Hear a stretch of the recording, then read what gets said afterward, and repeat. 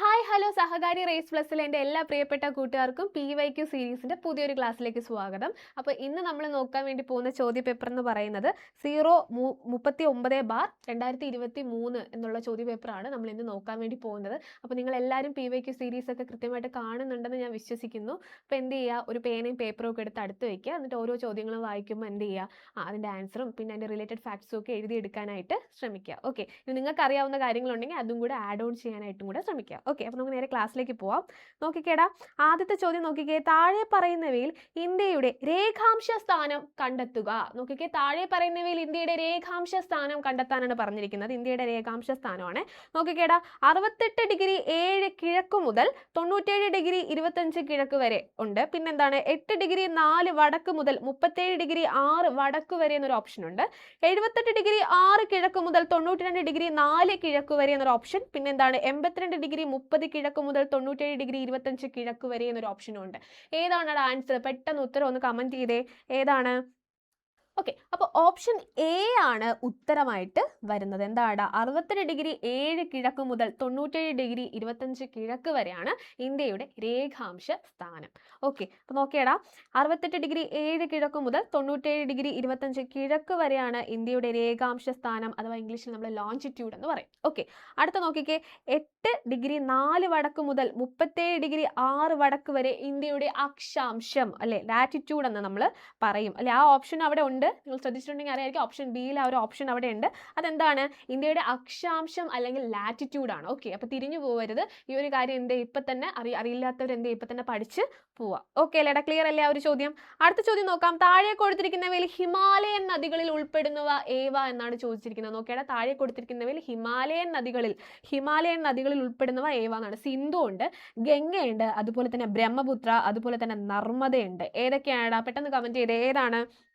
ഏതാണ്? Option D ആണല്ലേ. 1, 2, 3 ഏതൊക്കെയാണ്? സിന്ധു, ഗംഗ, ബ്രഹ്മപുത്രയാണ് ഉത്തരമായിട്ട് വരുന്നത്. നർമ്മദയല്ല, സിന്ധു, ഗംഗ, ബ്രഹ്മപുത്രയാണ് ഹിമാലയൻ നദികൾ, അല്ലേ. അടുത്ത് നോക്കിക്കേ, ഇന്ത്യയിൽ ഏറ്റവും കൂടുതൽ ചൂട് അനുഭവപ്പെടുന്ന ജയ്സാൽമീർ ഏത് ഭൂവിഭാഗത്തിലാണ് ഉൾപ്പെടുന്നതെന്നാണ് ചോദിച്ചിരിക്കുന്നത്. ഉത്തരപർവ്വത മേഖലയാണോ, താർ മരുഭൂമിയാണോ, ഉപദ്വീപീയ പീഠഭൂമിയാണോ, അതോ ഡക്കാൻ ട്രാപ്പ് മേഖലയാണോ? ഏതാണെടാ നമ്മുടെ ജയ്സാൽമീർ? ഏത് ഭൂവിഭാഗത്തിലാണ് പെടുന്നത്? ഏതാണ്? മരുഭൂമിയാണ്, അല്ലേ. ഏതാണ്? അപ്പോൾ ഓപ്ഷൻ ബി താർ മരുഭൂമിയാണ് അവിടെ ഉത്തരമായിട്ട് വരുന്നത്. ഓപ്ഷൻ ബി താർ മരുഭൂമിയാണ് അവിടെ ഉത്തരമായിട്ട് വരുന്നത്. നോക്കിക്കേ, ഇന്ത്യയിൽ തെക്ക് പടിഞ്ഞാറൻ മൺസൂൺ ഏറ്റവും കൂടുതൽ ലഭിക്കുന്ന കാലയളവ് എപ്പോൾ? ഏതാണെടാ? തെക്ക് പടിഞ്ഞാറൻ മൺസൂൺ ആണ്. ഓക്കെ, തെക്ക് പടിഞ്ഞാറൻ മൺസൂൺ നമുക്ക് ഏറ്റവും കൂടുതൽ ലഭിക്കുന്ന കാലയളവ് എപ്പോഴെന്നാണ് ചോദിച്ചിരിക്കുന്നത്. എപ്പോഴാണ്? ജൂൺ മുതൽ സെപ്റ്റംബർ വരെ, ഒക്ടോബർ മുതൽ നവംബർ വരെ, ഡിസംബർ മുതൽ ഫെബ്രുവരി വരെ, മാർച്ച് മുതൽ മെയ് വരെ. ഏതാണ് ഉത്തരം വരുന്നത്? ഓപ്ഷൻ എ ആണല്ലേ. ജൂൺ മുതൽ സെപ്റ്റംബർ വരെയാണ് നമുക്ക് തെക്ക് പടിഞ്ഞാറൻ മൺസൂൺ, അല്ലെ. തെക്ക് പടിഞ്ഞാറൻ മൺസൂൺ ഇന്ത്യയിൽ എന്താണ് ഏറ്റവും കൂടുതൽ ആ ഒരു മഴ ലഭിക്കുന്ന ഒരു കാലയളവ് എന്ന് പറയുന്നത് ജൂൺ സെപ്റ്റംബർ വരെയാണ്. നോക്കിക്കേ, അപ്പോൾ ഒക്ടോബർ മുതൽ ഡിസംബർ വരെയാണ് എന്ത്? വടക്ക് കിഴക്കൻ മൺസൂൺ അല്ലെങ്കിൽ നോർത്ത് ഈസ്റ്റ് മൺസൂൺ. നോക്കിക്കേ, എന്താണ് പറഞ്ഞത്?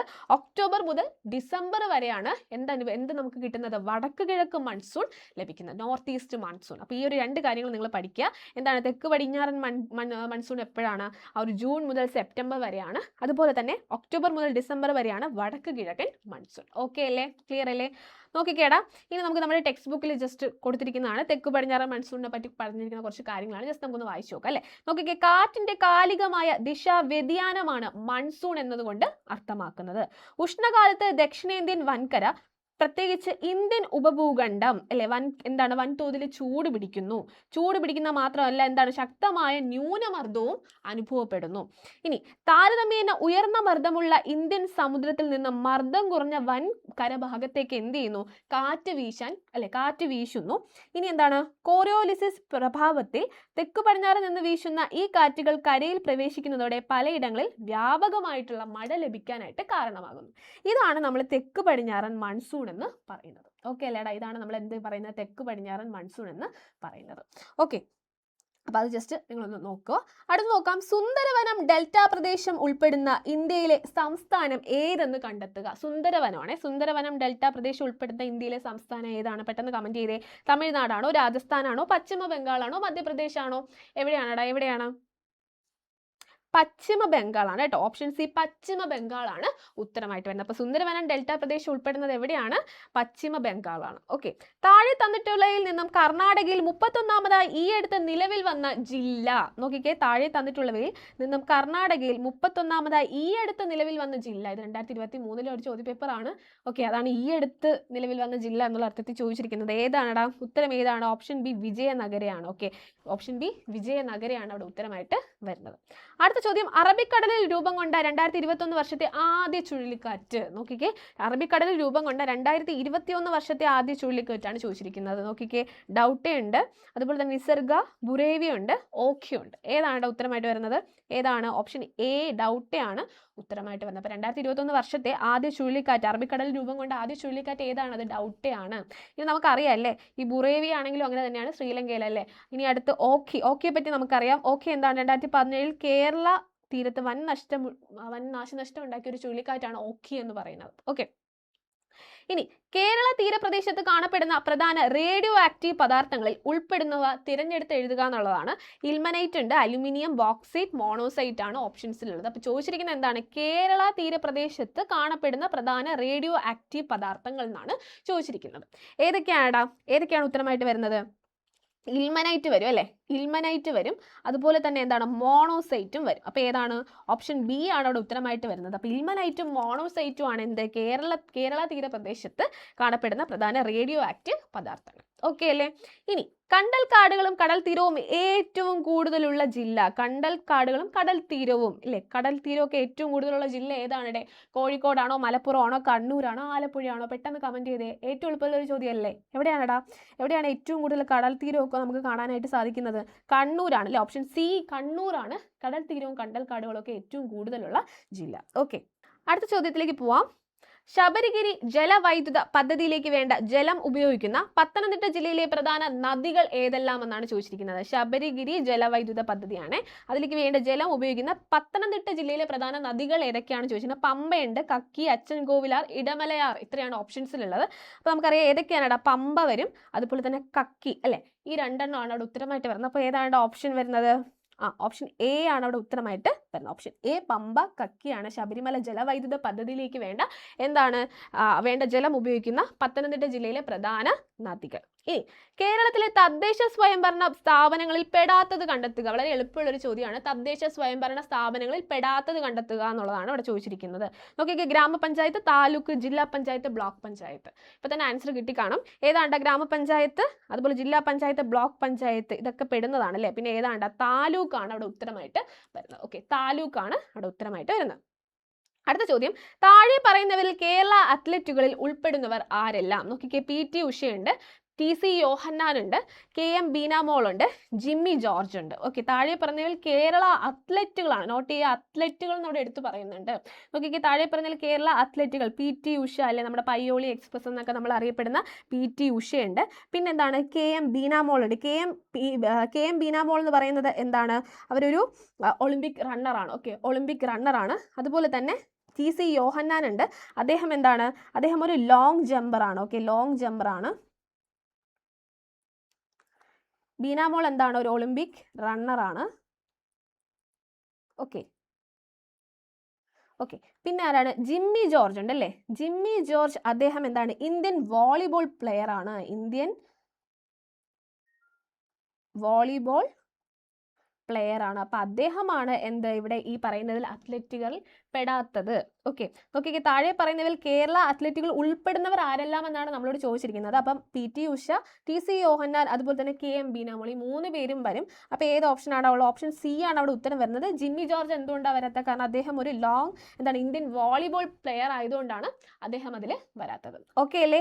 ഇനി കേരളത്തിലെ ആദ്യ വന്യജീവി സങ്കേതം ഏതെന്ന് കണ്ടെത്തുക. വീണ്ടും ഒരു എളുപ്പമുള്ളൊരു ചോദ്യമാണ്. കേരളത്തിലെ ആദ്യ വന്യജീവി സങ്കേതം? പെട്ടെന്ന് പറഞ്ഞ ഏതാണ്? പെരിയാറാണോ, പറമ്പിക്കുളമാണോ, മുത്തങ്ങയാണോ, നെയ്യാറാണോ? നിങ്ങൾക്ക് എല്ലാവർക്കും അറിയാവുന്ന ചോദ്യമാണ് അല്ലേ. ഏതാണ്ട്? Option A പെരിയാറാണ്. പെരിയാർ വന്യജീവി സങ്കേതമാണ് കേരളത്തിലെ ആദ്യത്തെ വന്യജീവി സങ്കേതം. ഓക്കെ, നോക്കിക്കേടാ, പെരിയാറിനെ പറ്റിയിട്ടുള്ള കുറച്ച് കാര്യങ്ങൾ നമുക്ക് നോക്കി നോക്കാം. കേരളത്തിലെ വന്യജീവി സങ്കേതങ്ങളുടെ എണ്ണം എത്രയാണ്? 18 ആണ്. ഓക്കെ, കേട്ടോ. കേരളത്തിലെ വന്യജീവി സങ്കേതങ്ങളുടെ എണ്ണം എത്രയാണ്? 18 ഇനി ഏറ്റവും വലിയ വന്യജീവി സങ്കേതമാണ് എന്ത്? പെരിയാർ അല്ലേ. ഇനി തേക്കടി വന്യജീവി സങ്കേതം എന്നുള്ള പേരിലും എന്തറിയപ്പെടുന്നുണ്ട്? പെരിയാർ വന്യജീവി സങ്കേതം അറിയപ്പെടുന്നുണ്ട്. കേരളത്തിൽ ആദ്യത്തെയും ഇന്ത്യയിൽ 10ാമത്തെയും കടുവ സംരക്ഷണ കേന്ദ്രം കൂടിയാണ് ഇത്. ഓക്കെ അല്ലേ. കേരളത്തിലെ ആദ്യത്തെയും ഇന്ത്യയിലെ 10ാമത്തെയും കടുവ സംരക്ഷണ കേന്ദ്രമാണ്. നമ്മൾ ബാക്കിയുള്ള ഓപ്ഷൻസിൽ കുറച്ച് ആൾക്കാരെ കൂടെ കണ്ടു, അവരെ പറ്റി കൂടെ കുറച്ച് കാര്യങ്ങൾ നമുക്ക് നോക്കി നോക്കാം. നോക്കിക്കേ, വയനാട് വന്യജീവി സങ്കേതം കേരളത്തിലെ ഏറ്റവും വലിയ 2ാമത്തെ വന്യജീവി സങ്കേതമാണ് വയനാട് വന്യജീവി സങ്കേതം. ഓക്കെ, അപ്പോൾ വയനാട് വന്യജീവി സങ്കേതം അറിയപ്പെടുന്ന മറ്റൊരു പേരാണ് മുത്തങ്ങ വന്യജീവി സങ്കേതം. ഓപ്ഷൻസിൽ നമ്മൾ അതാണല്ലേ കണ്ടത്. പിന്നെ അതാണ് തോൽപ്പെട്ടി വന്യജീവി സങ്കേതം എന്നൊരു പേരും കൂടെ അതിനുണ്ട്. പിന്നെ സംരക്ഷിക്കപ്പെടുന്ന മൃഗം ഏതാണ്? ആനയാണ് കേട്ടോ. ഇനി നിലവിൽ വന്ന വർഷം 1973. ഓക്കെ, ഇത്രയും കാര്യങ്ങൾ നോട്ട് ചെയ്യുക. ഇനി പറമ്പിക്കുളം നമ്മൾ ആ ഓപ്ഷൻസിൽ കണ്ടായിരുന്നു അല്ലേ. നോക്കിക്കേ, സ്ഥിതി ചെയ്യുന്ന ജില്ല പാലക്കാടാണ്.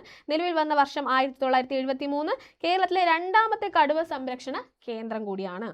അടുത്ത നോക്കാം, നെയ്യാറാണ്. നോക്കിക്കേ, കേരളത്തിന്റെ തെക്കേ അറ്റത്ത് സ്ഥിതി ചെയ്യുന്ന വന്യജീവി സങ്കേതമാണ് Agasthyar crocodile rehabilitation and research centre സ്ഥിതി ചെയ്യുന്ന വന്യജീവി സങ്കേതം കൂടിയാണ്.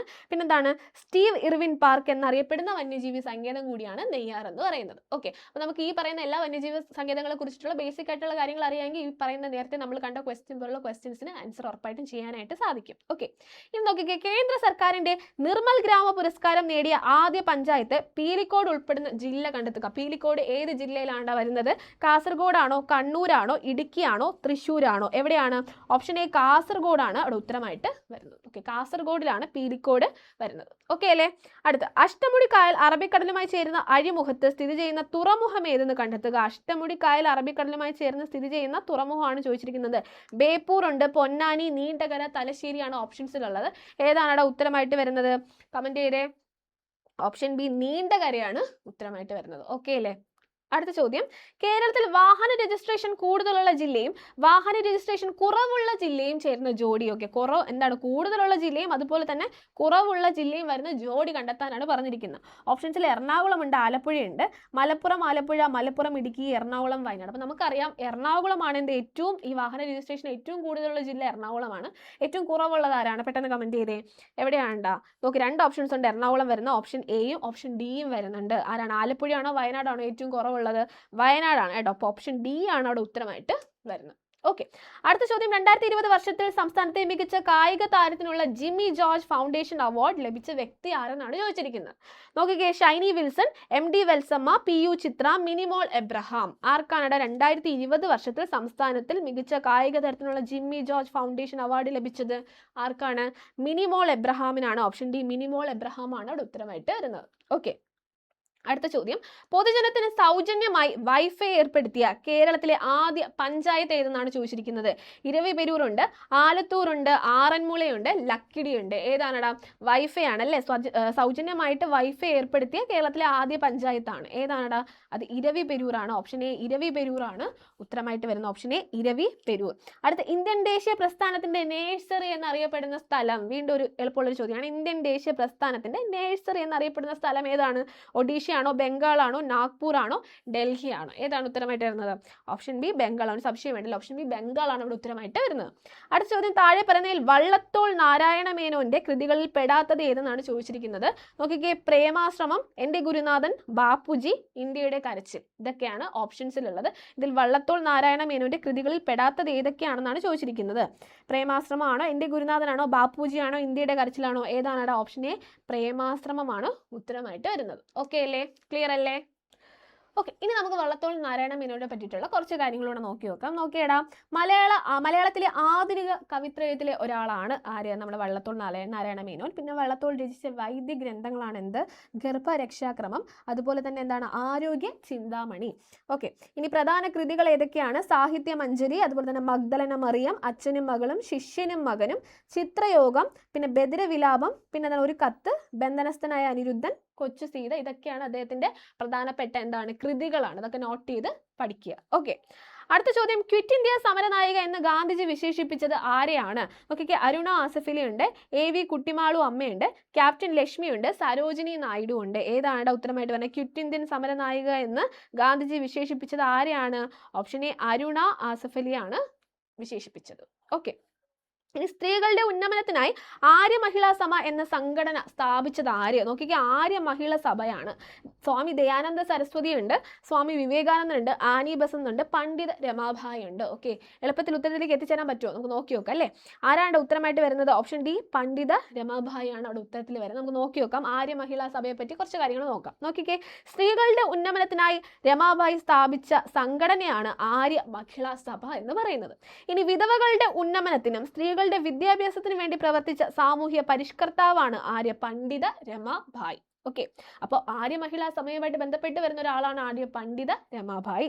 ഈ വിധവകൾക്ക് വിദ്യാഭ്യാസം നൽകുന്നതിനായി ബോംബെയിൽ സ്ഥാപിച്ച സ്ഥാപനമാണ് എന്ത്? ശാരദാ സദൻ. ഓക്കെ, ഇത്രയും കാര്യങ്ങൾ ഇതുമായിട്ട് ബന്ധപ്പെട്ട് നോക്കുക. ഇനി ബാക്കി കുറച്ച് ആൾക്കാർ കൂടെ ഉണ്ടല്ലോ, അവരെ പറ്റിയും കൂടെ കുറച്ച് കാര്യങ്ങൾ നമുക്ക് നോക്കി നോക്കാം. ആദ്യം തന്നെ സ്വാമി വിവേകാനന്ദൻ എന്താണ്? രാമകൃഷ്ണ മിഷനുമായിട്ട് ബന്ധപ്പെട്ട് പറഞ്ഞത് അല്ലേ, 1997.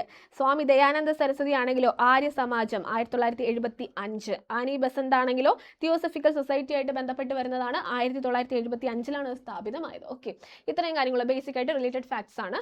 എന്താണ് ആ ഒരു ഓപ്ഷൻസിൽ, ബാക്കിയുള്ള ഓപ്ഷൻസിലെ കുറച്ച് കാര്യങ്ങളും കൂടെ നമ്മളിപ്പോൾ നോക്കിയതാണ്. ഇതൊക്കെ എന്ത് ചെയ്യുക, നിങ്ങൾക്ക് ഒരു ചോദ്യം പഠിക്കുമ്പോൾ ഇങ്ങനെ എന്താണ് ആ ഒരു ഉത്തരം മാത്രമല്ല, അല്ലെങ്കിൽ അതിനെ സംബന്ധിച്ച കാര്യങ്ങൾ മാത്രമായിരിക്കില്ല നിങ്ങൾ പഠിക്കുന്നത്, ആ ഓപ്ഷൻസിൽ നിന്ന് നിങ്ങൾക്ക് ഒരുപാട് കാര്യങ്ങൾ പഠിക്കാനായിട്ട് സാധിക്കും. ഓക്കെ അല്ലേ.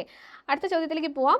ഇന്ത്യയിലെ നിലവിലെ വിദേശകാര്യ വകുപ്പ് മന്ത്രി, ഇന്ത്യയിലെ എന്താണ് നിലവിലെ വിദേശകാര്യ വകുപ്പ് മന്ത്രി ആരാണടാ? പീയൂഷ് ഗോയൽ ആണോ, സ്മൃതി ഇറാനി ആണോ, രാജ്കുമാർ സിംഗ് ആണോ, ഡോക്ടർ സുബ്രഹ്മണ്യൻ ജയശങ്കർ ആണോ? ആരാണ്? പെട്ടെന്ന് കമന്റ് ചെയ്തേ. വിദേശകാര്യ വകുപ്പ് മന്ത്രിയാണ്. ആരാണടാ? ഡോക്ടർ സുബ്രഹ്മണ്യൻ ജയശങ്കർ ആണ് ഉത്തരമായിട്ട് വരുന്നത്.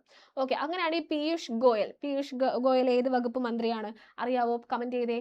പീയൂഷ് ഗോയൽ ആണേ. പീയൂഷ് ഗോയൽ വാണിജ്യ വ്യവസായ വകുപ്പ് മന്ത്രിയാണ്. ഇവിടെ എന്താണ്? വാണിജ്യ വ്യവസായ വകുപ്പ് മന്ത്രിയാണ് പീയൂഷ് ഗോയൽ. ഓക്കെ അല്ലേടാ. അടുത്ത ചോദ്യം, ഇന്ത്യയിൽ നടപ്പിൽ വരുത്തേണ്ട ഭരണ പരിഷ്കാരങ്ങളെ കുറിച്ച് ചർച്ച ചെയ്യാനായി ബ്രിട്ടീഷ് ഗവൺമെന്റ് വിളിച്ചു വരുത്തിയ വട്ടമേശ സമ്മേളനങ്ങൾ ഏതൊക്കെയാണെന്നാണ് ചോദിച്ചിരിക്കുന്നത്. ഇന്ത്യയിൽ നടപ്പിൽ വരുത്തേണ്ട ഭരണ പരിഷ്കാരങ്ങളെ കുറിച്ച് ചർച്ച ചെയ്യാനായി ബ്രിട്ടീഷ് ഗവൺമെന്റ് വിളിച്ചു ചേർത്ത വട്ടമേശ സമ്മേളനങ്ങൾ നടന്ന വർഷങ്ങൾ ഏതൊക്കെയാണ്? ഓക്കെ, 1929, 1930, 1931 ഉണ്ട്, 1931, 1932, 1933 ഓപ്ഷൻ ബിയിലുണ്ട്. ഓപ്ഷൻ സിയിൽ 1932, 33, 34 കിടക്കുന്നത്. ഡിയിൽ 30, 31, 32 കിടക്കുന്നത്. ഏതാണ് ഉത്തരമായിട്ട് വരുന്നത്? ഓക്കെ, ഏതാണ് ഉത്തരമായിട്ട് വരുന്നത്? ഓപ്ഷൻ ഡി 1930, 1931, 32 അവിടെ ഉത്തരമായിട്ട് വരുന്നത്. ഓക്കെ, ഇനി റൗലത്ത് വിരുദ്ധ സമരവുമായി ബന്ധപ്പെട്ട നടന്ന ദാരുണ സംഭവം ഏത്? വീണ്ടും എളുപ്പമുള്ള ഒരു ചോദ്യമാണ്. റൗലത്ത് വിരുദ്ധ സമരവുമായി ബന്ധപ്പെട്ട് നടന്ന ദാരുണ സംഭവം ഏതാണ്? ചൗരി ചൗര സംഭവമാണോ, വാഗൺ ട്രാജഡിയാണോ, ജാലിയൻ വാലാബാഗ് കൂട്ടക്കൊലയാണോ, അതോ കീഴരിയൂർ ബോംബ് കേസാണോ? ഏതാണ് ഉത്തരമായിട്ട് വരുന്നത്? ഏതാണ്? ജാലിയൻ വാലാബാഗ് കൂട്ടക്കൊലയാണ് അല്ലെ. ഓപ്ഷൻ സി ജാലിയൻ വാലാബാഗ് കൂട്ടക്കൊലയാണ് റൗലത്ത് വിരുദ്ധ സമരവുമായി ബന്ധപ്പെട്ട് നടന്ന ദാരുണ സംഭവം. ഓക്കെ, അതുമായിട്ട് ബന്ധപ്പെട്ട കുറച്ച് കാര്യങ്ങൾ നോക്കിക്കേടാ. റൗലത്ത് ആക്ട് എന്നാണ് വന്നത്? 1990 1919 റൗലത്ത് ആക്ട് വരുന്നത്. ഇനി റൗലത്ത് നിയമത്തെ കരിനിയമം എന്ന് വിശേഷിപ്പിച്ചത് ആരാണ്? ഗാന്ധിജിയാണ് കരിനിയമം എന്ന് വിശേഷിപ്പിച്ചത്. ഓക്കെ, ജാലിയൻ വാലാബാഗ് കൂട്ടക്കൊലയ്ക്ക് കാരണമായ നിയമവും എന്താണ്? റൗലത്ത് നിയമമാണ്. ഇനി നോക്കിക്കേ, ജാലിയൻ വാലാബാഗ് കൂട്ടക്കൊല നടന്ന വർഷം ഏതാണെടാ? 1990 ഏപ്രിൽ 3 അല്ലെ, 1919 ഏപ്രിൽ 3 നടന്നത്. ഇനി അത് നടന്നത് എവിടെയാണ്? അമൃത്സർ, പഞ്ചാബിലാണത് നടന്നത്. ഓക്കെ, ഇത്രയും കാര്യങ്ങളും കൂടെ നമുക്ക് ഈ ഒരു ചോദ്യത്തിൽ നിന്ന് പഠിക്കാൻ പറ്റും അല്ലേ. ഓക്കെ, അപ്പൊ ഇത് മനസ്സിലായെന്ന് വിചാരിക്കുന്നു. അടുത്ത ചോദ്യത്തിലേക്ക് പോകാം. വൈകുണ്ഠസ്വാമിയുമായി ബന്ധമില്ലാത്തത് ഏത്? വൈകുണ്ഠസ്വാമിയുമായിട്ട് ബന്ധമില്ലാത്ത കാര്യങ്ങളാണ്. കുറച്ച് സ്റ്റേറ്റ്മെന്റ്സ് തന്നിട്ടുണ്ട്. വൈകുണ്ഠസ്വാമിയുമായിട്ട് ബന്ധമില്ലാത്തത് ഏതൊക്കെയെന്നാണ് ചോദിക്കുന്നത്. ഓക്കെ, വില്ലുവണ്ടി സമരം നയിച്ചു, സമത്വ സമാജം എന്ന സംഘടന രൂപീകരിച്ചു, ക്ഷേത്രപ്രവേശന നിരോധനത്തിനെതിരെ ശബ്ദമുയർത്തി, മേൽമുണ്ട് ധരിക്കാൻ നിരോധനത്തിനെതിരെ ശബ്ദമുയർത്തി. നോക്കിക്കേ, വില്ലുവണ്ടി സമരം നയിച്ചത് വൈകുണ്ഠസ്വാമികളാണോ? അല്ല അല്ലേ. നോക്കിക്കേ, ഇനി അടുത്ത് സമത്വ സമാജം എന്ന സംഘടന രൂപീകരിച്ചു. ശരിയാണ്. ക്ഷേത്രപ്രവേശന നിരോധനത്തിനെതിരെ എന്താണ്? ശബ്ദമുയർത്തി. മേൽമുണ്ട് ധരിക്കാൻ നിരോധനത്തിനെതിരെ ശബ്ദമുയർത്തി. ഇതൊക്കെ എന്താണ്? വൈകുണ്ഠസ്വാമിയുമായിട്ട് ബന്ധപ്പെട്ട് വരുന്നവയാണ്. അപ്പൊ ഇതിൽ എന്താണ്? ബന്ധമില്ലാത്തതാണ് ചോദിച്ചിരിക്കുന്നത്. അപ്പോൾ ഓപ്ഷൻ എ ആണ് അവിടെ ഉത്തരമായിട്ട്. വില്ലുവണ്ടി സമരം നയിച്ചു. വില്ലുവണ്ടി സമരം നയിച്ചത് ആരുമായിട്ട് ബന്ധപ്പെട്ട് വരുന്നതാണ്? അയ്യങ്കാളിയുമായിട്ട് ബന്ധപ്പെട്ട് വരുന്നതാണ്. നോക്കിക്കേടാം, വൈകുണ്ഠസ്വാമികൾ എന്താണ്? ജന്മസ്ഥലം സ്വാമിത്തോപ്പ് കന്യാകുമാരിയാണ്. ഇനി സമപന്തി ഭോജനം ആരംഭിച്ച സാമൂഹ്യ പരിഷ്കർത്താവും ആര് തന്നെയാണ്? വൈകുണ്ഠസ്വാമികൾ തന്നെയാണ്. സമത്വ സമാജം സ്ഥാപിച്ചു എന്ന് അതിൽ പറയുന്നുണ്ട് അല്ലേ. അത് ഏത് വർഷമായിരുന്നു? 1836 6-ലായിരുന്നു. ഓക്കെ, ഇനി നമ്മൾ വില്ലുവണ്ടി സമരം കണ്ടല്ലേ. വില്ലുവണ്ടി യാത്ര ആരുമായിട്ട് ബന്ധപ്പെട്ടതാണ്? അയ്യങ്കാളിയുമായിട്ട് ബന്ധപ്പെട്ട് വരുന്നതാണ് വില്ലുവണ്ടി യാത്ര. ഓക്കെ അല്ലേടാ, ക്ലിയർ അല്ലേ? അടുത്ത ചോദ്യം പോവാം. ഒരു ക്ഷേമരാഷ്ട്രം സൃഷ്ടിക്കുന്നതിന് സഹായകമാവുന്ന സാമൂഹിക, സാമ്പത്തിക, രാഷ്ട്രീയ പരിപാടികൾ ഗവൺമെന്റ് ഏറ്റെടുക്കണമെന്ന് ആവശ്യപ്പെടുന്ന ഭരണഘടനാ ഭാഗം ഏതാണ്? മൗലിക കർത്തവ്യങ്ങൾ, മൗലിക കടമകൾ, നിർദ്ദേശ തത്വങ്ങൾ ഇവയൊന്നുമല്ല. ഏതാണ് അവിടെ ഉത്തരമായിട്ട് വരുന്നത്? ഓപ്ഷൻ സി, നിർദ്ദേശ തത്വങ്ങളാണ് അവിടെ ഉത്തരമായിട്ട് വരുന്നത്. ഓക്കെ, ഇനി AK ഗോപാലന്റെ നേതൃത്വത്തിൽ നടന്ന പട്ടിണി ജാഥ എവിടെ മുതൽ എവിടം വരെ ആയിരുന്നു? ഓക്കെ, പട്ടിണി ജാഥയാണ് AK ഗോപാലന്റെ നേതൃത്വത്തിൽ നടന്നതാണ്. ഓക്കെ, കോഴിക്കോട് മുതൽ പയ്യന്നൂർ വരെ, കണ്ണൂർ മുതൽ മദ്രാസ് വരെ, വൈക്കം മുതൽ തിരുവനന്തപുരം വരെ ഇവയൊന്നുമല്ല. ഏതാണ് ഉത്തരം വരുന്നത്? കണ്ണൂർ മുതൽ മദ്രാസ് വരെ എന്നുള്ളതാണ് ഉത്തരം വരുന്നത്. ഓക്കെ, കണ്ണൂർ മുതൽ മദ്രാസ് വരെ. അപ്പൊ അങ്ങനെയാണെങ്കിൽ AK ഗോപാലൻ അറിയപ്പെടുന്ന എന്താണ്? നമ്മുടെ ഗുരുവായൂർ സത്യാഗ്രഹത്തിന്റെ എന്താണ്? വോളണ്ടിയർ ക്യാപ്റ്റൻ അല്ലെ, വോളണ്ടിയർ ക്യാപ്റ്റൻ എന്ന് അദ്ദേഹം അറിയപ്പെടുന്നുണ്ട്. അങ്ങനെയാണെങ്കിൽ ഗുരുവായൂർ സത്യാഗ്രഹം നടന്ന വർഷം ഏതാണ്? ഗുരുവായൂർ സത്യാഗ്രഹം എന്നാണ് നടന്നത്? 1931 എന്ത് നടന്നത്? ഗുരുവായൂർ സത്യാഗ്രഹം നടന്നത്. ഓക്കെ, അതും കൂടെ നോട്ട് ചെയ്യുക. ഇത്രയും കാര്യങ്ങളും കൂടെ നമ്മൾ എന്ത് ചെയ്യണം? നോട്ട് ചെയ്യണം. ഓക്കെ, അടുത്ത ചോദ്യം. താഴെ പറയുന്നവയിൽ സ്വാതന്ത്ര്യത്തിനുള്ള അവകാശം എന്ന മൗലിക അവകാശവുമായി ബന്ധപ്പെട്ട ആശയം ഏതെന്നാണ് ചോദിച്ചിരിക്കുന്നത്. എന്താണ്? മത, ഭാഷ, ന്യൂനപക്ഷങ്ങൾക്ക് സ്വന്തം ഇഷ്ടപ്രകാരം വിദ്യാഭ്യാസ സ്ഥാപനങ്ങൾ ആരംഭിക്കാനുള്ള അവകാശം ഒരു ഓപ്ഷനിലുണ്ട്. പിന്നെന്താണ്? സ്വതന്ത്രമായി ഏത് മതത്തിലും വിശ്വസിക്കുന്നതിനും ആചരിക്കുന്നതിനും പ്രചരിപ്പിക്കുന്നതിനുമുള്ള അവകാശം, പൊതു നിയമനങ്ങളിൽ എന്താണ്? അവസര സമത്വം ഉറപ്പാക്കൽ, അന്യായമായ അറസ്റ്റിനും തടങ്കലിനും എതിരായ സംരക്ഷണം. താഴെ പറയുന്നവരിൽ സ്വാതന്ത്ര്യത്തിനുള്ള അവകാശം എന്ന മൗലിക അവകാശവുമായി ബന്ധപ്പെട്ട് വരുന്നതാണ്. ഏതാണടാ? അന്യായമായ അറസ്റ്റിനും തടങ്കലിനും എതിരായ സംരക്ഷണമാണ് അവിടെ ഉത്തരമായിട്ട് വരുന്നത്. ഓക്കെ, അടുത്ത ചോദ്യം. താഴെ പറയുന്നവയിൽ സുഭാഷ് ചന്ദ്രബോസിന്റെ സമരങ്ങളിൽ തൽപരരായി INA-യിൽ ചേർന്ന മലയാളികൾ ആരൊക്കെയെന്നാണ് ചോദിച്ചിരിക്കുന്നത്. നോക്കിക്കേ, വക്കം അബ്ദുൾ ഖാദർ, ക്യാപ്റ്റൻ ലക്ഷ്മി ഉണ്ട്. പിന്നെ എന്താണ്? P കൃഷ്ണപിള്ള, ജയപ്രകാശ് നാരായൺ ഉണ്ട്. ആരൊക്കെയാണ് INA-യിൽ ചേർന്ന?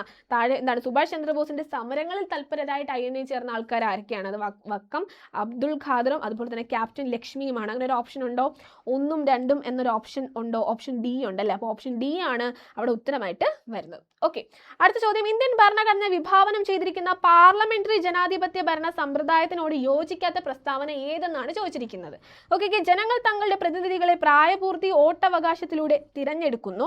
അതുപോലെ തന്നെ ഇന്ത്യൻ പാർലമെന്ററി ഭരണ സമ്പ്രദായ പ്രകാരം കേന്ദ്രത്തിലും സംസ്ഥാനങ്ങളിലും ദ്വിമണ്ഡല സഭ നിലകൊള്ളുന്നു. തിരഞ്ഞെടുക്കപ്പെട്ടവർ ചേർന്ന് ഒരു പ്രതിനിധി സഭയായി പ്രവർത്തിക്കുന്നു. നിയമനിർമ്മാണമാണ് ജനപ്രതിനിധി സഭയുടെ പ്രധാന ചുമതല. ഇതിൽ ഏതാണ് ഇന്ത്യൻ ഭരണഘടന വിഭാവനം ചെയ്തിരിക്കുന്ന പാർലമെന്ററി ജനാധിപത്യ ഭരണ സമ്പ്രദായത്തിനോട് യോജിക്കാത്ത പ്രസ്താവന? ഓപ്ഷൻ B ആണ് അല്ലെ. ഇന്ത്യൻ പാർലമെന്ററി ഭരണ സമ്പ്രദായ പ്രകാരം കേന്ദ്രത്തിലും സംസ്ഥാനങ്ങളിലും ദ്വിമണ്ഡല സഭ നിലകൊള്ളുന്നു എന്നുള്ളതാണ് അവിടുത്തെ ഉത്തരം. ഓക്കെ, അടുത്ത ചോദ്യം. ഗാന്ധിജി മുന്നോട്ട് വെച്ച നായ് താലിം എന്താണ്? ഒരു ബേസിക് എഡ്യൂക്കേഷൻ അല്ലെ. നായ് താലിം എന്താണ്? നൂതന വിദ്യാഭ്യാസം എന്താണ്? പദ്ധതിയുമായി ബന്ധമില്ലാത്തത് ഏതൊക്കെയെന്നാണ് ചോദിച്ചിരിക്കുന്നത്. പാശ്ചാത്യ വിദ്യാഭ്യാസത്തിന് ഊന്നൽ നൽകിയാണോ? പാശ്ചാത്യ വിദ്യാഭ്യാസത്തിനാണോ നായ് താലിം ഊന്നൽ നൽകിയത്? അല്ലല്ലേ, തെറ്റാണ്. ഇനി വിദ്യാഭ്യാസം ഉൽപാദനക്ഷമമായ ഏതെങ്കിലും തൊഴിലുമായി ബന്ധപ്പെടുത്തി വേണം അല്ലെ. കരകൗശല വസ്തുക്കൾ അതൊക്കെ വരുന്നതാണ്. അപ്പൊ എന്താണ്? ഇതൊക്കെ എന്താണ്? ഇത് വരുന്നതാണ്. 8 മുതൽ 14 വയസ്സ് വരെയുള്ള കുട്ടികൾക്ക് സൗജന്യ നിർബന്ധിതമായ വിദ്യാഭ്യാസം നൽകണം. ശരിയാണ്. വിദ്യാഭ്യാസം മാതൃഭാഷയിലും ആയിരിക്കണം. ഇതൊക്കെ നായ് താലിം മുന്നോട്ട് വെച്ച കാര്യങ്ങളാണ്. അപ്പൊ ഇത് മൂന്നും ശരിയാണ്. ഓക്കെ, അത് മൂന്നും ശരിയാണ്. അപ്പൊ നമ്മളോട് ചോദിച്ചിരിക്കുന്നത് ബന്ധപ്പെടാത്ത അല്ലെ, ബന്ധമില്ലാത്ത പ്രസ്താവന. അപ്പൊ തന്നെ നമുക്കറിയാം എന്താണ്? പാശ്ചാത്യ വിദ്യാഭ്യാസത്തിന് ഊന്നൽ നൽകി. നായ് താലിം എന്തിനു ഊന്നൽ നൽകിയില്ല? പാശ്ചാത്യ വിദ്യാഭ്യാസത്തിന് ഒരിക്കലും ഊന്നൽ നൽകിയിട്ടില്ല. അപ്പൊ അതാണ് അവിടെ ഉത്തരമായിട്ട് വരുന്നത്. അപ്പൊ ഏതാണ്? ഓപ്ഷൻ A ആണ് അവിടെ ഉത്തരമായിട്ട് വരുന്നത്. ഓക്കെ, അടുത്ത ചോദ്യത്തിലേക്ക് പോയി. ഇന്ത്യൻ ഭരണഘടനയുമായി ബന്ധപ്പെട്ട് ശരിയായ പ്രസ്താവനകൾ ഇന്ത്യൻ ഭരണഘടനയുമായി ബന്ധപ്പെട്ട് ശരിയായ പ്രസ്താവനയാണ്. നോക്കിക്കേ, ലോകത്തിലെ ഏറ്റവും വലിയ എഴുതപ്പെടാത്ത ഭരണഘടന. ശരിയാണോ? എഴുതപ്പെടാത്ത ഭരണഘടനയാണോ നമ്മുടേത്? അല്ല, തെറ്റാണ്. ഭരണഘടന ഡ്രാഫ്റ്റിംഗ് കമ്മിറ്റിയുടെ ചെയർമാൻ ഡോക്ടർ BR അംബേദ്കർ ആയിരുന്നു. ശരിയാണല്ലേ, BR അംബേദ്കർ ആയിരുന്നു ഭരണഘടന ഡ്രാഫ്റ്റിംഗ് കമ്മിറ്റിയുടെ ചെയർമാൻ. ഇനി നോക്കിക്കേ, സ്വതന്ത്രമായ നീതിന്യായ വ്യവസ്ഥ ഉറപ്പുവരുത്തുന്നു. ശരിയാണല്ലേ. 6 മൗലിക അവകാശങ്ങൾ ഉൾപ്പെടുന്നു. ഓക്കെ, അപ്പൊ ഏതാണ് ഇതിൽ ബന്ധപ്പെട്ട് ശരിയായ പ്രസ്താവനകളാണ് നമ്മളോട് ചോദിച്ചിരിക്കുന്നത്. അപ്പൊ ഏതാണ്? ഓപ്ഷൻ C ആണല്ലേ. 2, 3, 4 ആണ് അവിടെ ഉത്തരം വരുന്നത്. ലോകത്തിലെ ഏറ്റവും വലിയ എഴുതപ്പെടാത്ത ഭരണഘടന എന്നുള്ളതാണ് അവിടെ തെറ്റായിട്ട് വരുന്നത്. ഇനി ലോകത്തിലെ ഏറ്റവും വലിയ ലിഖിതമായ ഭരണഘടനയുള്ള രാജ്യമാണ് ഇന്ത്യ. ഓക്കെ, ലോകത്തിലെ ഏറ്റവും വലിയ ലിഖിതമായ ഭരണഘടനയുള്ള രാജ്യം ഇന്ത്യയാണ്. ഈ ലോകത്തിലെ ഏറ്റവും അലിഖിത ഭരണഘടനയുള്ള രാജ്യങ്ങൾ ബ്രിട്ടനും ഇസ്രായേലുമാണ്. ഓക്കെ അല്ലേ. അടുത്ത ചോദ്യം. ചട്ടമ്പി സ്വാമികളുമായി ബന്ധപ്പെട്ട പ്രസ്താവനകൾ ഏക? സ്വദേശാഭിമാനി എന്ന പത്രം ആരംഭിച്ചു.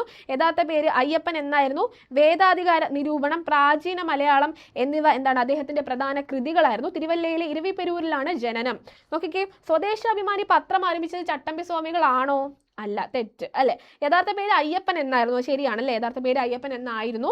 ഇനി എന്താണ്, വേദാധികാര നിരൂപണം, പ്രാചീന മലയാളം എന്നിവ അദ്ദേഹത്തിന്റെ പ്രധാന കൃതികളാണ്, ശരിയാണ്. തിരുവല്ലയിലെ ഇരവിപെരൂരിലാണ് ജനനം, അതും എന്താണ്, തെറ്റാണ്. ഓക്കെ, അപ്പോൾ ഏതാണ്ട് ശരി വരുന്നത് 2ഉം 3ഉമാണ് ശരിയായിട്ട് വരുന്നത്. അങ്ങനെ ഓപ്ഷൻ സി ആണല്ലേ, 2ഉം 3ഉം. നമുക്ക് ഇതുമായിട്ട് ബന്ധപ്പെട്ട കുറച്ച് കാര്യങ്ങൾ നോക്കി നോക്കാം.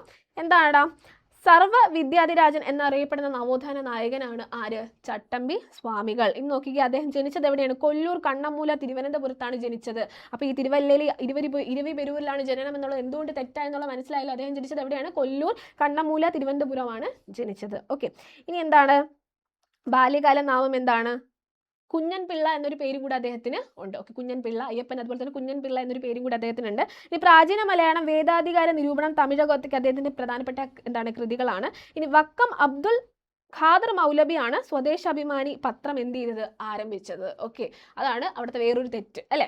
ഇനി ഇന്ത്യയിൽ ചെമ്പിന്റെ പ്രധാന ഉൽപാദക സംസ്ഥാനങ്ങൾ ഏതാണ്, കർണാടക, പഞ്ചാബ്, രാജസ്ഥാൻ, ഛത്തീസ്ഗഡ്, ഒഡീഷ, ആസാം, ഹരിയാന, ഉത്തർപ്രദേശ്, തമിഴ്നാട്, ഝാർഖണ്ഡ്, രാജസ്ഥാൻ, മധ്യപ്രദേശ്. നോക്കിക്കേ, ചെമ്പിന്റെ പ്രധാനപ്പെട്ട ഉൽപാദക സംസ്ഥാനങ്ങളാണ് ചോദിച്ചിരിക്കുന്നത്. ഏതൊക്കെയാണ്, ഝാർഖണ്ഡ്, രാജസ്ഥാൻ, മധ്യപ്രദേശ് ആണ് അവിടെ ഉത്തരമായിട്ട് വരുന്നത്.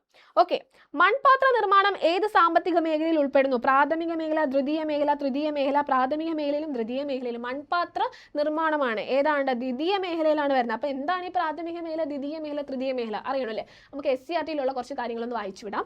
നോക്കിക്കേ, പ്രാഥമിക മേഖല എന്ന് പറഞ്ഞാൽ എന്താണ്, പ്രകൃതി വിഭവങ്ങൾ നേരിട്ട് ഉപയോഗപ്പെടുത്തി നടത്തുന്ന പ്രവർത്തനങ്ങൾ ഉൾപ്പെടുന്ന മേഖലയാണ്. നേരിട്ട് എന്താണ്, പ്രകൃതി വിഭവങ്ങൾ ഉൾപ്പെടുത്തി നടത്തുന്ന പ്രവർത്തനങ്ങളാണ് പ്രാഥമിക മേഖല നമ്മൾ പറയുന്നത്. കൃഷിക്ക് പ്രാധാന്യമുള്ളത് കൊണ്ട് ഈ മേഖല എന്താണ്, കാർഷിക മേഖല എന്നുള്ള പേരിലും അറിയപ്പെടുന്നുണ്ട്. ഇനി കൃഷി, വനപരിപാലനം, ഖനനം, മത്സ്യബന്ധനം തുടങ്ങിയവയ്ക്ക് അല്ലെ പ്രകൃതിയിൽ നിന്നും എന്താണ്, പ്രകൃതി വിഭവങ്ങൾ നേരിട്ട് ഉപയോഗപ്പെടുത്തിയിട്ടുള്ള പ്രവർത്തനങ്ങൾ നടക്കുന്ന മേഖലയാണ് പ്രാഥമിക മേഖല. അപ്പോൾ കൃഷിയും വനപരിപാലനം, ഖനനം, മത്സ്യബന്ധനം ഒക്കെയാണ് അതിൽ എക്സാമ്പിൾസ് ആയിട്ട് വരുന്നത്. അടുത്ത് നോക്കിയാൽ ദ്വിതീയ മേഖല, പ്രാഥമിക മേഖലയിൽ നിന്നുള്ള അസംസ്കൃത വസ്തുക്കൾ, നമുക്ക് അവിടെ നിന്ന് ലഭിച്ച ആ ഒരു വസ്തുക്കൾ ഉപയോഗിച്ച് എന്ത് ചെയ്യുന്നു, പുതിയ ഉൽപ്പന്നങ്ങൾ ഉണ്ടാക്കുന്ന പ്രവർത്തനങ്ങൾ നടക്കുന്ന മേഖലയാണ് ദ്വിതീയ മേഖല. ഓക്കെ, വ്യവസായത്തിന് പ്രാധാന്യമുള്ള ഈ മേഖലയെ വ്യാവസായിക മേഖല എന്നുള്ള പേരിലാണ് അറിയപ്പെടുന്നത്. കാർഷിക മേഖലയായിരുന്നു മറ്റത്, ഇതെന്താണ്, വ്യാവസായിക മേഖലയാണ്. വൈദ്യുതി ഉൽപാദനം, ടെക്സ്റ്റൈൽ വ്യവസായം, കെട്ടിട നിർമ്മാണം ഒക്കെ ഇതിൽ വരുന്നതാണ്, എക്സാമ്പിൾസ് ആണ്. ഓക്കെ, അടുത്ത തൃതീയ മേഖല നോക്കിക്കേ, പ്രാഥമിക ദ്വിതീയ മേഖലകളിലെ സാമ്പത്തിക പ്രവർത്തനങ്ങൾക്ക് പിന്തുണ പ്രദാനം ചെയ്യുന്ന മേഖലയാണ് തൃതീയ മേഖല. ഓക്കെ, തൃതീയ മേഖല പ്രാഥമിക ദ്വിതീയ മേഖലകളിലെ ഉൽപ്പന്നങ്ങൾ സംഭരിക്കുന്നത്, വിതരണം ചെയ്യുന്നതിനൊപ്പം എല്ലാ സേവന പ്രവർത്തനങ്ങളും ഈ മേഖലയിൽ ഉൾപ്പെടുന്നു. അതിനാൽ ഈ മേഖല സേവന മേഖല, നോട്ട് ചെയ്യുക, സേവന മേഖല എന്നാണ് അറിയപ്പെടുന്നത്. ഓക്കെ, സേവന മേഖല എന്താണ് തൃതീയ മേഖല അറിയപ്പെടുന്നത്. ബാങ്കിങ്, ആരോഗ്യരംഗം, വാർത്താവിനിമയം ഒക്കെ ഏതിന്റെ എക്സാമ്പിൾസ് ആണ്, തൃതീയ മേഖലയുടെ എക്സാമ്പിൾസ് ആണ്. അപ്പോൾ ഇത്രയും കാര്യം, ഇതൊക്കെ നമ്മുടെ SCERT, അപ്പോൾ ക്വസ്റ്റ്യൻസ് ഒക്കെ SCERT-യിൽ നിന്നൊക്കെ വന്നിരിക്കുന്ന ചോദ്യങ്ങളാണ്. നിങ്ങൾക്ക് SCERT ടെക്സ്റ്റ് ബുക്ക്സ് അത്യാവശ്യം നന്നായിട്ട് അറിയാമെങ്കിൽ തന്നെ നിങ്ങൾക്ക് എന്ത് ചെയ്യാൻ പറ്റും, ഈ ചോദ്യങ്ങൾക്കൊക്കെ ഉത്തരം എഴുതാൻ സാധിക്കും എന്നുള്ളതാണ്. ഓക്കെ, അടുത്തതിലേക്ക് പോവാം. പ്രത്യേക സാമ്പത്തിക മേഖലയെ സംബന്ധിച്ച് ശരിയായത് തിരഞ്ഞെടുക്കുക. നോക്കിക്കേ, പ്രത്യേക സാമ്പത്തിക മേഖല എന്ന ആശയം ചൈനയിൽ നിന്നും പകർത്തിയതാണ്. അത് മാത്രമല്ല, ഇത് വിദേശ നിക്ഷേപം ആകർഷിക്കാൻ ലക്ഷ്യം വച്ചിട്ടുള്ളതാണ്. 3 വർഷത്തെ എന്താണ് പ്രാരംഭ കാലയളവിൽ ഈ മേഖലയിൽ നികുതി നൽകേണ്ടതില്ല. ഏതാണ് ഉത്തരം വരുന്നത്, ശരിയായത് തിരഞ്ഞെടുക്കാനാണ് നമ്മളോട് പറഞ്ഞിരിക്കുന്നത്. എന്താണ്, പ്രത്യേക സാമ്പത്തിക മേഖല എന്ന ആശയം ചൈനയിൽ നിന്ന് പകർത്തിയതാണ്, ശരിയാണ്. എന്താണ്, ഇത് വിദേശ നിക്ഷേപം ആകർഷിക്കാൻ ലക്ഷ്യം വച്ചിട്ടുള്ളതാണ്. ഓക്കെ, അത് രണ്ടുമാണ് അവിടെ ശരിയായിട്ട് വരുന്നത്. അപ്പോൾ ഏതാണ്, ഓപ്ഷൻ A ആണ് അവിടെ ഉത്തരമായിട്ട് വരുന്നത്. ഓക്കെ, ഓപ്ഷൻ A ആണ് ഉത്തരം. ശരിയല്ലാത്ത തിരഞ്ഞെടുക്കുക. ഇവിടെ കുറച്ച് ബാങ്കുകൾ തന്നിട്ടുണ്ട്, പിന്നെ എന്താണ് അതിൻ്റെ വർഷങ്ങളും, അത് എപ്പോഴാണ് നിലവിൽ വന്നതെന്നുള്ള ഒരു വർഷങ്ങളാണ് തന്നിരിക്കുന്നത്. നമുക്ക് നോക്കി നോക്കാം. എന്താണ്, RBI ഉണ്ട്, റിസർവ് ബാങ്ക് ഓഫ് ഇന്ത്യ ഉണ്ട്, നബാർഡ്, SBI, RRB, 4 ബാങ്കുകളാണ് തന്നിരിക്കുന്നത്. അതെന്താണ്, RBI നമുക്ക് നോക്കാം, ഓരോന്നായിട്ട് നോക്കി നോക്കാം. ഓരോന്ന് എപ്പോഴൊക്കെയാണ് നിലവിൽ വന്നതെന്നുള്ളത് നോക്കി നോക്കാം. RBI എപ്പോഴായിരുന്നു, 1935 ഏപ്രിൽ 1-നാണ്. SBI 1955 ജൂലൈ 1-നാണ് നിലവിൽ വരുന്നത്. RRB 1975-ലാണ്. നബാർഡ് ജൂലൈ 12 1982-ലാണ്. അപ്പോൾ ഇത് നോക്കുമ്പോൾ തന്നെ നിങ്ങൾക്ക് മനസ്സിലാവും ഇതിലേതാണ് തെറ്റായിട്ട് വരുന്നത്. RBI ശരിയാണല്ലേ, 1935 ശരിയാണ്. പിന്നെന്താണ്, നബാർഡ് 1982 ശരിയാണ്. പിന്നെന്താണ്, SBI 1955 ശരിയാണ്. പക്ഷെ RRB എന്താണ് 1985 എന്നാണ് കിടക്കുന്നത്. അപ്പോൾ ഇതാണ് ഇവിടുത്തെ തെറ്റായിട്ടുള്ളത്. അപ്പോൾ RRB ആണ് ഇവിടുത്തെ ഉത്തരമായിട്ട് വരുന്നത്. ഓക്കെ, അടുത്ത ചോദ്യം, സർക്കാർ നിയന്ത്രണങ്ങളെ സമ്പൂർണ്ണമായി നിരാകരിക്കുന്ന പുത്തൻ സാമ്പത്തിക നയങ്ങളെ പറയുന്ന പേരെന്ത്? ഉദാരവൽക്കരണം എന്നാണോ, നവ ഉദാരവൽക്കരണം എന്നാണോ, വൽക്കരണാനന്തരമാണോ, സ്വകാര്യവൽക്കരണമാണോ? ഏതാണ്ട് ഉത്തരമായിട്ട് വരുന്ന സർക്കാർ നിയന്ത്രണങ്ങളെ സമ്പൂർണ്ണമായി നിരാകരിക്കുന്ന പുത്തൻ സാമ്പത്തിക നയങ്ങൾ ഏതാണ്? നവ ഉദാരവൽക്കരണമാണ്. ഓക്കെ, നവ ഉദാരവൽക്കരണം. അടുത്ത ചോദ്യം, നീതി ആയോഗിന്റെ ഇപ്പോഴത്തെ വൈസ് ചെയർമാൻ ആരാണടാ? പരമേശ്വര അയ്യർ, നരേന്ദ്രമോദി, സുമൻ ബെറി, റാവു ഇന്ദ്രജിത് സിംഗ്. പെട്ടെന്ന് കമന്റ് ചെയ്തേ, ആരാണ് നമ്മുടെ നീതി ആയോഗിന്റെ ഇപ്പോഴത്തെ വൈസ് ചെയർമാൻ? ആരാണ്? സുമൻ ബെറി ആണ് അല്ലെ. ഓപ്ഷൻ സി സുമൻ ബെറി ആണ് ഉത്തരമായിട്ട് വരുന്നത്. ഓക്കെ, അടുത്ത ചോദ്യം, കേരള ഗവൺമെന്റ് ഈ വർഷം സർക്കാർ ജീവനക്കാർക്കും പെൻഷൻകാർക്കും നടപ്പിലാക്കിയ ആരോഗ്യ ഇൻഷുറൻസ് പദ്ധതി. ഓക്കെ, ഏതാണ് ആരോഗ്യ ഇൻഷുറൻസ് പദ്ധതി? കാരുണ്യ ആരോഗ്യ ഇൻഷുറൻസ് ആണോ? ഇത് സർക്കാർ ജീവനക്കാർക്കും പെൻഷൻകാർക്കും നടപ്പിലാക്കിയ ആരോഗ്യ ഇൻഷുറൻസ് പദ്ധതിയാണ്. ഏതാണ്? ഓപ്ഷൻ സി സമഗ്ര ആരോഗ്യ ഇൻഷുറൻസ് ആണ് അവർക്ക് വേണ്ടി നടപ്പിലാക്കിയത്. ഓക്കെ, ഇനി കേരള ബാലസാഹിത്യ ഇൻസ്റ്റിറ്റ്യൂട്ട് പ്രസിദ്ധീകരിക്കുന്ന ബാലസാഹിത്യ മാസികയുടെ, കേരള ബാലസാഹിത്യ ഇൻസ്റ്റിറ്റ്യൂട്ട് പ്രസിദ്ധീകരിക്കുന്ന ബാലസാഹിത്യ മാസികയുടെ പേരാണ്? ബാലരമ, യുറീക്ക ഉണ്ട്, പിന്നെ തളിരുണ്ട്, ബാലഭൂമിയുണ്ട്. കേരള ബാലസാഹിത്യ ഇൻസ്റ്റിറ്റ്യൂട്ട് പ്രസിദ്ധീകരിക്കുന്നത് തളിരാണ് കേട്ടോ, തളിര്. ഇനി ഇന്ത്യൻ ക്രിക്കറ്റ് ടീമിലെ ചൈനാമാനായി കളിക്കുന്ന കളിക്കാരൻ ആരാണ്? ഭുവനേശ്വർ കുമാർ ആണോ, അതോ യുസ്വേന്ദ്ര ചഹൽ ആണോ, രാഹുൽ ചാഹർ ആണോ, കുൽദീപ് യാദവ് ആണോ? ആരാണ്? ഓപ്ഷൻ ഡി കുൽദീപ് യാദവ് ആണ് ഉത്തരമായിട്ട് വരുന്നത്. ഓക്കെ, അടുത്ത ചോദ്യം, മത്സരാടിസ്ഥാനത്തിൽ നെഹ്റു ട്രോഫി വള്ളംകളി ആദ്യമായി സംഘടിപ്പിച്ച വർഷം ഏതെന്നാണ്? 1952 ഉണ്ട്, 1961, 1957, 1972. ഏതാണ് ഉത്തരം? മത്സരാടിസ്ഥാനത്തിൽ നെഹ്റു ട്രോഫി വള്ളംകളി സംഘടിപ്പിച്ച വർഷമാണ് 1952 ആണ് അല്ലേ.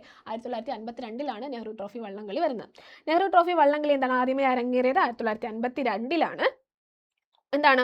ഓളപ്പരപ്പിലെ ഒളിമ്പിക്സ് എന്ന് അറിയപ്പെടുന്നു. എന്താണ്? ഓളപ്പരപ്പിലെ ഒളിമ്പിക്സ് എന്ന് അറിയപ്പെടുന്നു. ആലപ്പുഴ ജില്ലയിലെ പുന്നമടക്കായൽ, അതായത് വേമ്പനാട്ട് കായലാണ് ഇതിന്റെ വേദി എന്ന് പറയുന്നത്. ഓക്കെ അല്ലേടാ, ക്ലിയർ അല്ലേ? അടുത്ത ചോദ്യം, ആദ്യ ബഹിരാകാശ സഞ്ചാരിയായ യുറി ഗഗാറിനെ ബഹിരാകാശത്ത് എത്തിച്ച പേടകത്തിന്റെ പേരാണ്? അപ്പോളോ 1 ആണോ, ലൂണാർ 1 ആണോ, ആര്യഭട്ട ആണോ, വോസ്റ്റോക്ക് 1 ആണോ? ഏതാണടാ? ഓപ്ഷൻ ഡി ആണ് ഉത്തരമായിട്ട് വരുന്നത്. ഓക്കെ, ചാന്ദ്രദിനമായി ആചരിക്കുന്ന ദിവസം ഏതാണ്? എന്നാണ് നമ്മൾ ചാന്ദ്രദിനമായിട്ട് ആചരിക്കുന്നത്?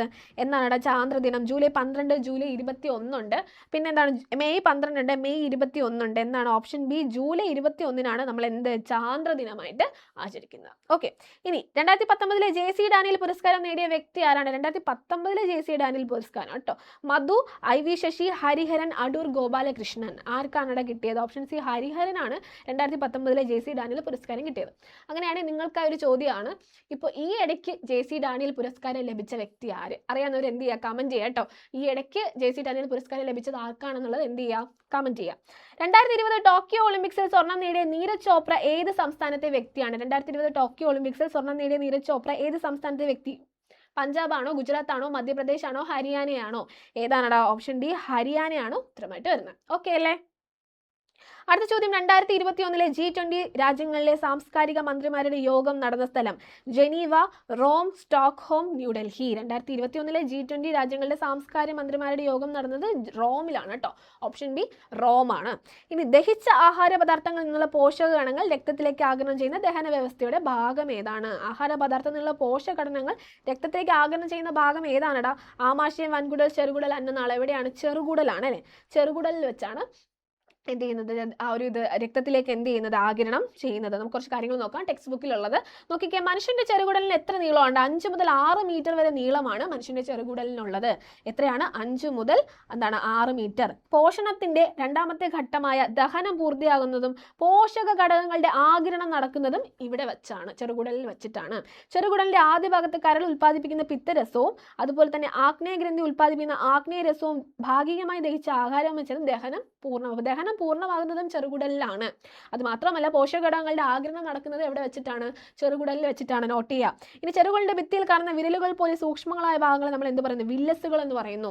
ഇവയിലൂടെയാണ് നാം കഴിക്കുന്ന ആഹാരത്തിലെ പോഷകഘടകങ്ങൾ രക്തത്തിലേക്ക് ആഗിരണം അല്ലെങ്കിൽ അബ്സോർപ്ഷൻ ചെയ്യപ്പെടുന്ന എവിടെയാണ്? ഈ വില്ലസുകളിലൂടെയാണ്. ഇത് ടെക്സ്റ്റ് ബുക്കിലുള്ള കാര്യമാണ്. അപ്പൊ നിങ്ങൾക്ക് മനസ്സിലാവുന്നുണ്ടല്ലോ, ഇതെല്ലാം SCRT ഭാഗത്ത് നിന്ന് ചോദിച്ചിട്ടുള്ള ചോദ്യങ്ങളാണ്. ഓക്കെ, അടുത്ത ചോദ്യം, ജീവകമയുടെ അപര്യാപ്തത മൂലമുണ്ടാകുന്ന രോഗം എന്താണ്? നിശാന്തതയാണോ, വർണ്ണാന്തതയാണോ, ഗ്ലൂക്കോമയാണോ, തിമിരമാണോ? ഏതാണ് ജീവകം എയുടെ അപര്യാപ്തത മൂലമുണ്ടാകുന്ന രോഗം? ഏതാണ്? ഓപ്ഷൻ എ നിശാന്തതയാണ് അല്ലേ. നിശാന്തത. നോക്കിക്കേ, അതുമായിട്ട് ബന്ധപ്പെട്ടുള്ള കുറച്ച് കാര്യങ്ങൾ SCERT ടെക്സ്റ്റ് ബുക്കിലുള്ളതാണ്. വിറ്റാമിൻ അപര്യാപ്തത രോഗങ്ങൾ. നോക്കിക്കേ, എ എന്താണ്? നിശാന്തത എന്ന് അവിടെ എടുത്തു പറയുന്നുണ്ട്. അപ്പോൾ ആ ഒരു ടെക്സ്റ്റ് വായിച്ച കുട്ടിക്ക്, അല്ലെങ്കിൽ ഇതറിയാം, ടെക്സ്റ്റ് മൊത്തമായിട്ട് വായിച്ചു പോകുന്ന ഒരാൾക്ക് എളുപ്പത്തിൽ ഈ ചോദ്യങ്ങൾക്കൊക്കെ ഉത്തരം എഴുതാൻ സാധിക്കും എന്നുള്ളതാണ്. ഇനി വിറ്റാമിൻ ബി ആണെങ്കിൽ എന്താണ്? ഗ്ലോസിറ്റിസ്, നാവ് വീക്കവും ഗ്രാവിലും എന്താണ്? തൊലി ഇളകുന്ന അവസ്ഥയും അതുപോലെ തന്നെ വായ്പുണ്ണ്. പിന്നെ എന്താണ്? വിറ്റാമിൻ സി ആണെങ്കിൽ മോണയിൽ നിന്നുള്ള രക്തസ്രാവം, സ്കർവി അല്ലേ? എന്താണ്? വിറ്റാമിൻ ഡി ആണെങ്കിൽ കണ എന്ന് നമ്മൾ പറയും. ഓക്കെ, ഇത്രയും കാര്യങ്ങൾ ഇതെല്ലാം ടെക്സ്റ്റ് ബുക്കിൽ ഉള്ള കാര്യങ്ങളാണ്. ഇനി എന്താണ് ഈ നിശാന്തത എന്ന് പറയുന്നത്? നോക്കിക്കേ, ഇരുട്ടിലും മങ്ങിയ വെളിച്ചത്തിലും അനുഭവപ്പെടുന്ന കാഴ്ച കുറവിനെയാണ് നമ്മൾ നിശാന്തത എന്ന് പറയുന്നത്. ഓക്കെ, നിശാന്തതയുള്ള വ്യക്തികൾക്ക് പകലും രാത്രിയിൽ നല്ല വെളിച്ചത്തിലും കാഴ്ചയ്ക്ക് യാതൊരു കുറവും ഉണ്ടായിരിക്കില്ല. ഇവർക്ക് എന്താണ് പ്രശ്നം? ഇരുട്ടിലും അതുപോലെ തന്നെ മങ്ങിയ വെളിച്ചത്തിലും അനുഭവപ്പെടുന്ന കാഴ്ചക്കുറവാണ് ഇവരുടെ പ്രശ്നം. ഓക്കെ അല്ലേടാ? അടുത്ത ചോദ്യം നോക്കാം. സങ്കര ഇനം തക്കാളി ഏത്? താഴെ കുറച്ച് ഓപ്ഷൻസ് തന്നിട്ടുണ്ട്. അതിൽ സങ്കര ഇനം തക്കാളി ഏതെന്നാണ് ചോദിച്ചിരിക്കുന്നത്. അനാമിക, പവിത്ര, ഹരിത, മുക്തി എന്നാണ്. അനാമികയുണ്ട്, പവിത്രയുണ്ട്, ഹരിതയുണ്ട്, മുക്തിയുണ്ട്. ഏതാണ് ഇവിടെ ഉത്തരമായിട്ട് വരുന്നത്? ഓപ്ഷൻ ഡി മുക്തിയാണ് ഉത്തരമായിട്ട് വരുന്നത്. ഓക്കെ, ഓപ്ഷൻ ഡി മുക്തി. കേരളത്തിലെ ആദ്യ എക്കോ ടൂറിസം പദ്ധതി എവിടെയാണ്? കേരളത്തിലെ ആദ്യത്തെ എക്കോ ടൂറിസം പദ്ധതിയാണ് കേട്ടോ.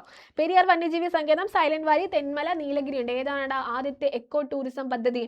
ഏതാണ്? ഓപ്ഷൻ സി തെന്മലയാണ് ഉത്തരമായിട്ട് വരുന്നത്. Option C Thenmala.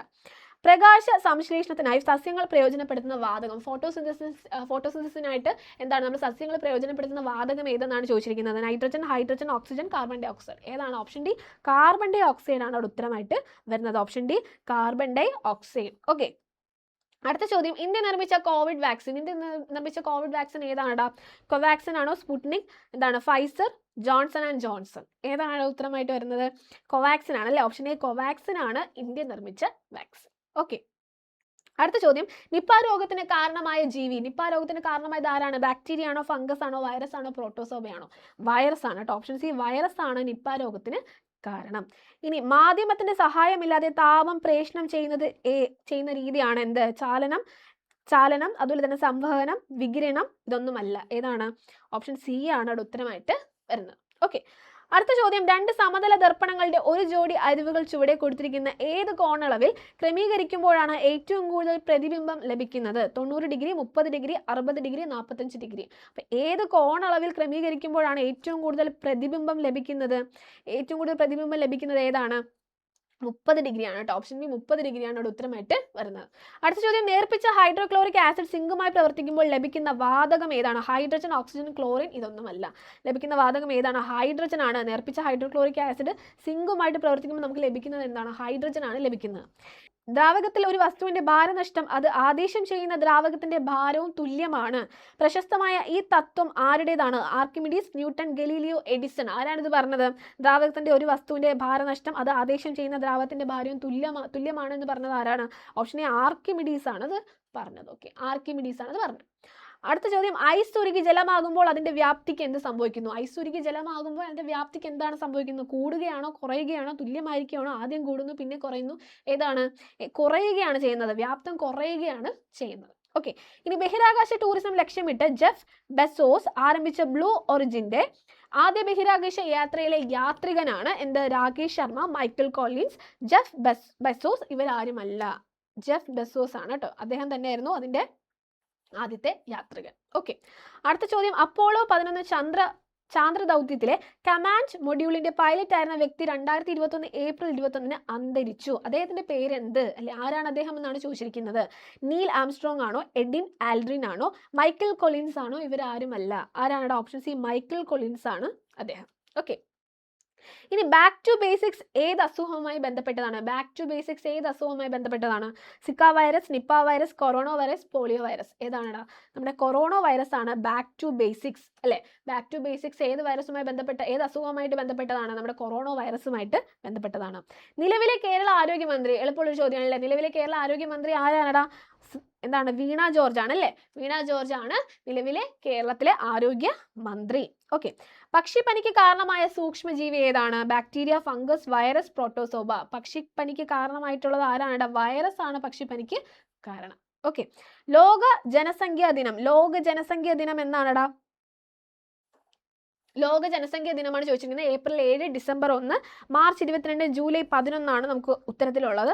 ഓപ്ഷൻസിലുള്ളത് ഏതാണ് ഉത്തരമായിട്ട് വരുന്നത്? ഓപ്ഷൻ ഡി ജൂലൈ 11 ലോക ജനസംഖ്യാ ദിനം. ഇനി ലോകാരോഗ്യ സംഘടനയുടെ ആസ്ഥാനം സ്ഥിതി ചെയ്യുന്നത്, എളുപ്പമുള്ള ഒരു ചോദ്യമാണല്ലോ. ലോകാരോഗ്യ സംഘടനയുടെ ആസ്ഥാനം എവിടെയാണ് സ്ഥിതി ചെയ്യുന്നത്? ഓപ്ഷൻ കാണാതെ തന്നെ പറയാൻ പറ്റും.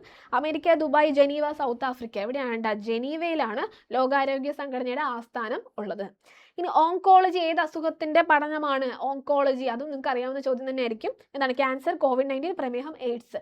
ക്യാൻസറുമായിട്ട് ബന്ധപ്പെട്ട് വരുന്ന പഠനശാഖയാണ് ഓങ്കോളജി എന്ന് പറയുന്നത്. ഓക്കെ, അടുത്ത ചോദ്യം എന്താണ്? DPT വാക്സിൻ കുട്ടികൾക്ക് നൽകുന്നത് താഴെ പറയുന്ന ഏത് അസുഖം പ്രതിരോധിക്കാനാണ്? ക്ഷയം, വില്ലൻ ചുമ, മഞ്ഞപ്പിത്തം, നിശാന്തത. ഏത് പ്രതിരോധിക്കാനാണ്?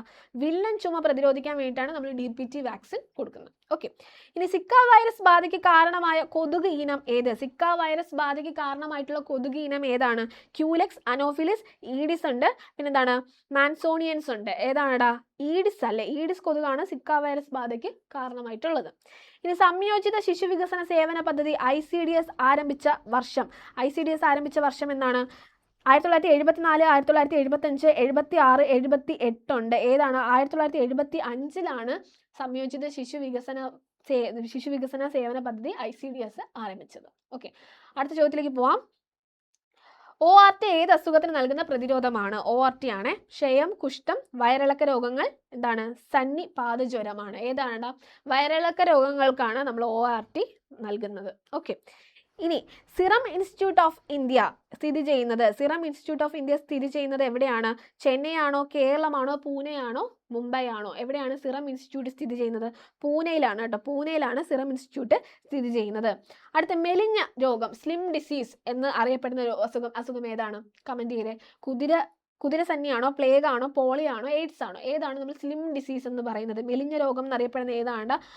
ഓപ്ഷൻ ഡി, എയ്ഡ്സ് ആണ്. ഓക്കെ, ഓപ്ഷൻ ഡി, എയ്ഡ്സ് ആണ്. അങ്ങനെയാണെങ്കിൽ എയ്ഡ്സ് ദിനം അല്ലെ, ലോക എയ്ഡ്സ് ദിനം എന്നാണെന്നുള്ളത് നിങ്ങൾക്ക് അറിയാം. നിങ്ങൾ എന്ത് ചെയ്യുക? കമന്റ് ചെയ്യുക. ഓക്കെ, ജീവിതശൈലി രോഗ നിയന്ത്രണ പദ്ധതി ഇന്ത്യയിൽ ആരംഭിച്ചത് എപ്പോഴായിരുന്നു? 2005, 2008, 2010, 2021. ഓപ്ഷൻ സി, 2010 ജീവിതശൈലി രോഗ നിയന്ത്രണ പദ്ധതി ഇന്ത്യയിൽ ആരംഭിച്ചത്. ഓക്കെ അല്ലേടാ? ക്ലിയർ അല്ലേ? ഈ ചോദ്യങ്ങൾ മനസ്സിലായല്ലോ? ഓക്കെ, അപ്പോൾ ഇന്ന് നമ്മൾ എന്താണ് ആ ഒരു ചോദ്യ പേപ്പറിൽ വന്ന ഒരുപാട് ചോദ്യങ്ങളും അതിൻ്റെ ചില SCERT ഫാക്ട്സും പിന്നെ എന്താണ് അതിൻ്റെ അല്ലാതെയുള്ള റിലേറ്റഡ് ഫാക്ട്സും ഒക്കെ നമ്മൾ നോക്കി. ഒരുപാട് ചോദ്യങ്ങൾ അല്ലേ? എത്ര ചോദ്യങ്ങൾ നിങ്ങൾ ഈ ഒരു ക്ലാസ്സിലൂടെ പഠിച്ചു. അപ്പോൾ എന്ത് ചെയ്യുക? നോട്ട് എഴുതി പഠിക്കുക. നിങ്ങൾക്ക് ഇത് കാണുന്നത് കൊണ്ട് നിങ്ങൾക്ക് എന്താണ് ഒരുപാട് ചോദ്യങ്ങൾ നിങ്ങൾക്ക് പഠിക്കാനായിട്ട് സാധിക്കും. അപ്പോൾ സ്ഥിരമായിട്ട് ഈ ഒരു PYQ സീരീസ് കാണാനായിട്ട് ശ്രമിക്കുക. ഓക്കെ അല്ലേ? അപ്പോൾ ഇന്നത്തെ ക്ലാസ് എല്ലാവർക്കും മനസ്സിലായെന്ന് വിചാരിക്കുന്നു. വീണ്ടും മറ്റൊരു PYQ സീരീസ് ആയിട്ട് കാണുന്നവരെ എല്ലാവർക്കും നന്ദി. Thank you.